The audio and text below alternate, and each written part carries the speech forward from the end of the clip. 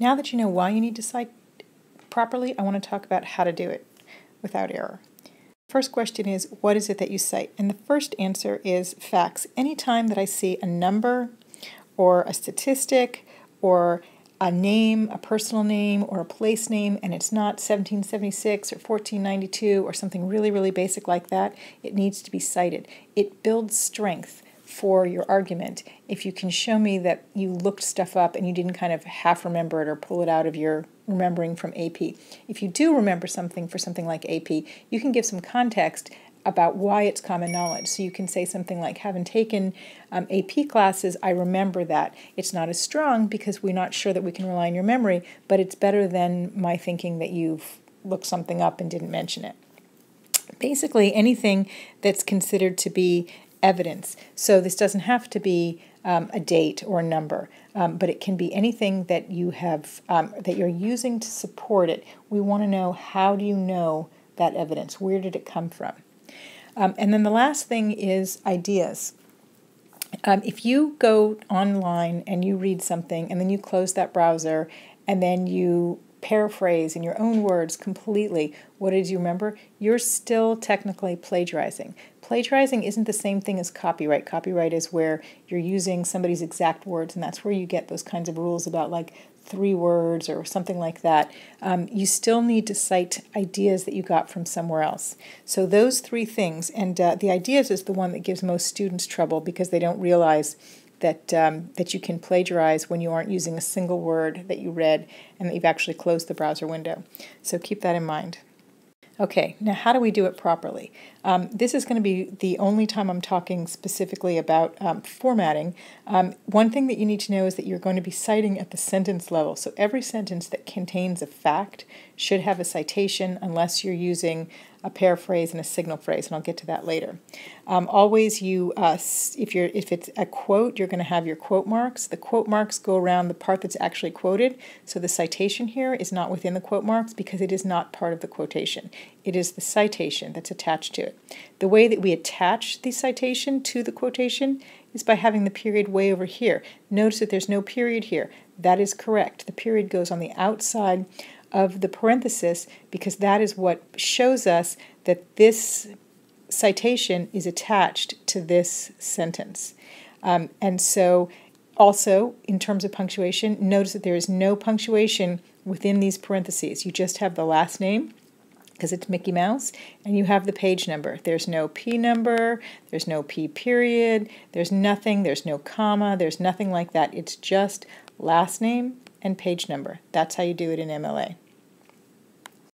Okay, let me show you an example of improper citation. So I'm a teacher and I'm reading along. At this point, Brooklyn had become an immigration hub. I'm already getting suspicious because I don't know that Brooklyn in particular was an immigration hub. Reaching a foreign-born population, this is sounding like language that I don't recognize. And then we've got a number, 35% in 1910. Just reading that alone, I have to think, okay, that's very specific, but there's no citation. So I got a couple choices here. One is the person just made up statistics. The other one is that they've taken it from somewhere. Either one of those is bad.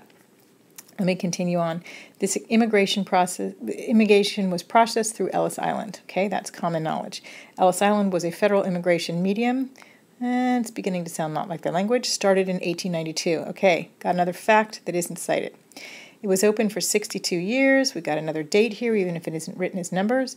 And approximately 40% of Americans have had a family member come through Ellis Island. Again, there's no way that that person could know that without having looked it up somewhere or made it up. This medium, however, was not without its own difficulties. Over 3,500 immigrants died on Ellis Island. So every single one of those is a fact or lie and needs to be cited. That looks like. Okay, and here's just a slide where I highlighted all of the facts that are problematic. All right, here's where it is cited properly. So notice that after every single one of these pieces of information in purple, there is a MLA citation. But if you notice, in fact, that is just about every single sentence. The only sentences that don't have a citation are this one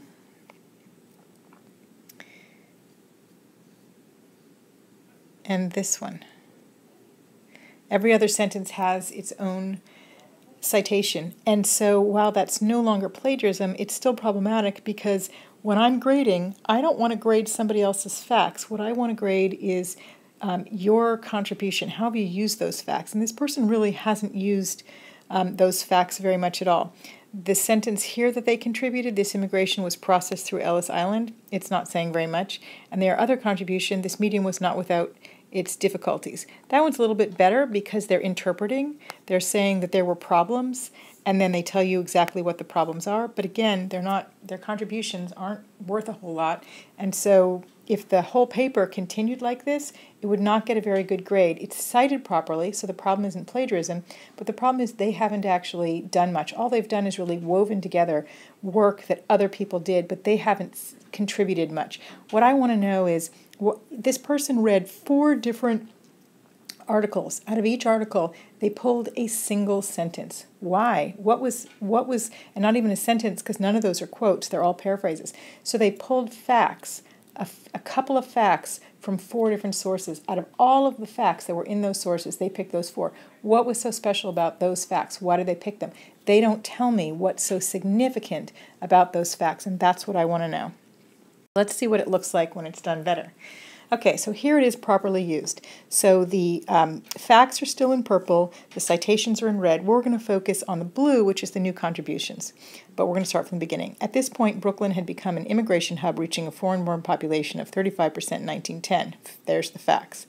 My grandfather was part of a huge population who were probably living in close quarters, hearing all sorts of European languages on the streets. So they started to think about, what does it mean to have 35%? And the date ties it to their grandfather. So they're now thinking about it being a huge population, probably living in close quarters, hearing all sorts of European languages. So they're now thinking about, what does that 35% mean? Here's what it means. So this is the fact, this is the evidence, and down here is the interpretation. What is the meaning of that evidence? This immigration was processed through Ellis Island. Ellis Island was a federal immigration medium, started in 1892. It was open for 62 years, and approximately 40% of Americans have had a family member come through Ellis Island. So we still have 2 sentences strung together that were just facts. These are more evidence. But we have now something at the bottom. That means, and here's a phrase that is indicating that we're talking about interpretation, that means that the experience my grandfather had was a very common experience that most American families share. So now what we're doing is we're saying this length of time plus this percentage means common and that most American families share. So we're making something of that. We're telling us what it means. So there's the interpretation. This medium, however, was not without its own difficulties. Over 3,500 immigrants died on Ellis Island. Although my grandfather was one of the lucky ones, his subsequent history shows that his luck was mixed. So they're now interpreting, because there was a percentage who died, we're now interpreting this person's family story as being tied to luck. So that's the meaning that we're getting from it. So again, this is interpretation and this is evidence. Okay, so that was all good, but it's not quite, it's all now technically correct. That's probably on the B level. How do we get it to the A level? We want to do a little bit more critical thinking. What that person did was they connected it to their father or their grandfather's experience, but they didn't go a whole lot further than that. So let's see what this next one does. All right, so the first part is basically the same. We've done something different here, though. Notice this section here. Rather than having those different points strung together with 2 different citations, this person has done something different. They have used what's called a signal phrase, according to. And what according to does is it indicates that there's a change of voice. This isn't me talking, this comes from somewhere else. It functions in the same way that open quotes do. So it's almost like, except that it isn't a quote, right? It's a paraphrase. So we haven't used the exact words, but we're using the information in there. But what according to and the open parentheses do, both of them are indicating this is somebody else's ideas or somebody else's words. And then we're building some credentials for who that source is. And I've given a bunch of different examples so that you could see how they might work. One, rather than saying ellisisland.com, because we don't want to have a exact web address in our paper, we're describing it, the official Ellis Island website, which builds some credibility because we're not just pulling some random source off the web, but we've found the official Ellis Island website.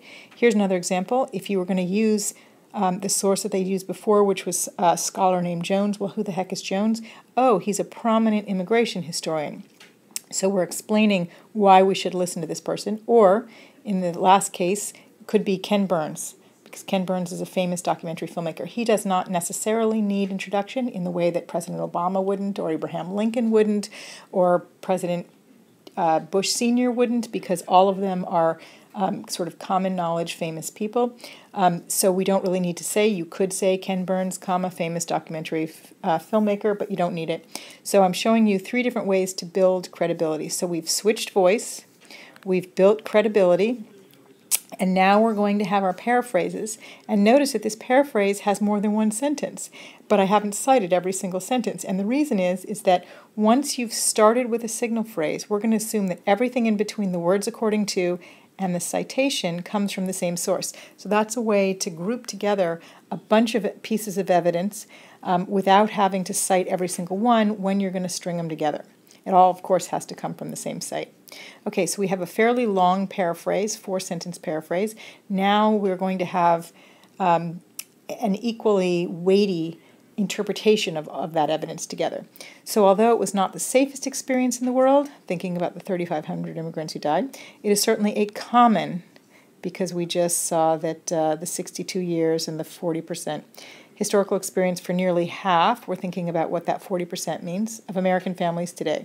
However, according to Dr. Courtwright, and he was a lecturer who has presented history about immigration to the colloquium the last few years, the number of immigrants in the new immigrants is almost as large as the previous waves and still continuing, so that as time passes, that history will become less and less common, and families will only have stories of less dramatic airport arrivals to tell. So this person was not just connecting to their own family, which they did up here, but they're also connecting to the majority of Americans, and they're connecting to a lecture that they heard. And so this is being interpreted in multiple different ways and is a much richer and much more thoughtful and demonstrates much more critical thinking. So this is a really great example of